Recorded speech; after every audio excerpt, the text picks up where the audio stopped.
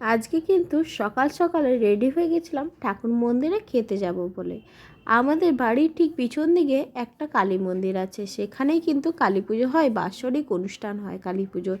আর কালী পুজোর বাৎসরিক অনুষ্ঠান মানেই তো খাওয়া দাওয়া।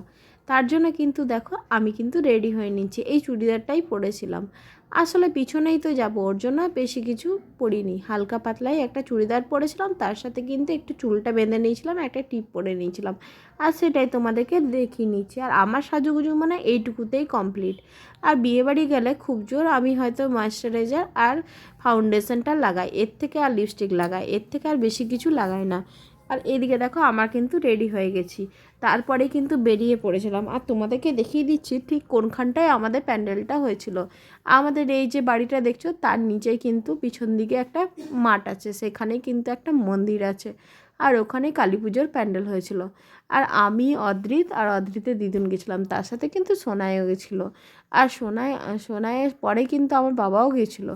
তারপরে বাবা তো অনেকক্ষণ পরে গেছে, আমরা প্রথমে আগেই চলে গেছিলাম। আর এদিকে দেখো প্যান্ডেলটা কত সুন্দর করে সাজিয়েছে প্যান্ডেল করে। এটা আসলে মন্দিরের ভেতরেই পুজোটা হয়, কিন্তু বাইরেটা খুব সুন্দর করে সাজিয়েছিল। আর এই দোতলা মন্দিরটা তো নতুন হয়েছে, দোতলার ওপরটা, ওই জন্য কিন্তু ওপরেই ঠাকুরটা এখন রেখেছে।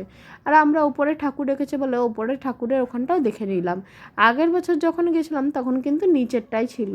আগে আমি যাইনি, যদিও মাই গেছিলো, কিন্তু আমি একটু মন্দিরটাই গেছিলাম তখন।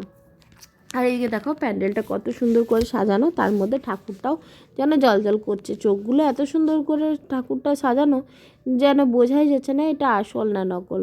আর এইদিকে দেখো ঠাকুরের প্যান্ডেলটা খুব সুন্দর করে বাইরেটাও সাজিয়েছে, যেমনি তেমনি লাইটিং করেছিল এত সুন্দর। অনেকক্ষণ দাঁড়িয়ে দাঁড়িয়ে ঘোরাফেরা করে, আর আমরা যেহেতু আগেই পৌঁছে গেছিলাম তাই জন্য কিন্তু একটু ওখানের মধ্যে ঘোরাফেরা করে নিয়েছিলাম।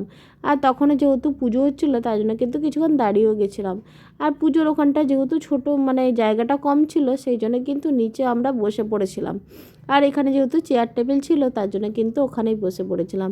এদিকে দেখো অদ্রিতের দুষ্টুমি আরম্ভ হয়ে গেছে, ও কিন্তু চেয়ারের ওপর উঠে মানে টেবিলের ওপর উঠে পড়েছিল, সেখানে উঠে এরকম দুষ্টুমি করছিল, নাচ করছিল। তারপরে পাশে একটা দিদি বসেছিল, ও ডাকতে আরম্ভ করছিল।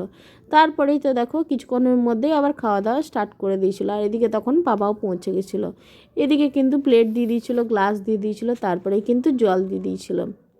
আমরা প্রথমে ভাবছিলাম জল দেবে না দেবে না, তার জন্য কিন্তু বোতল নিয়ে গেছিলাম ঘর থেকে, কিন্তু তারপরে দেখলাম জলের গ্লাসে জল কিন্তু দিয়েছে।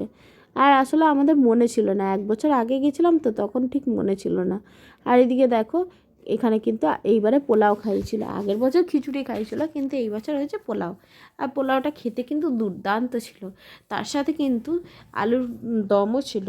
আর আলুর দমটা কাজু কিশমিশের মানে ফ্লেভার দিয়ে করেছিল, খুব সুন্দর খেতে লাগছিলো। তারপরে দেখো পোলাওটার সাথে আলুর দমটা মেখে এত সুন্দর খেতে লাগছিলো যে বলার কথা নয়। আর ভোগবাড়ির রান্না মানে ভোগের রান্না সে যত ভালো করেই তুমি ঘরে রান্না করো না কেন, তার থেকে দ্বিগুণ টেস্ট হয়। তারপরে কিন্তু চাটনি পাঁপড় আর মিষ্টিও পড়ে গেছিলো, আমি যেহেতু পাঁপড় নিইনি সেই জন্য কিন্তু চাটনি আর মিষ্টিটা খেয়ে নিচ্ছিলাম। আর আজকের ভিডিওটা তাহলে আমার এইখানেই রইলো।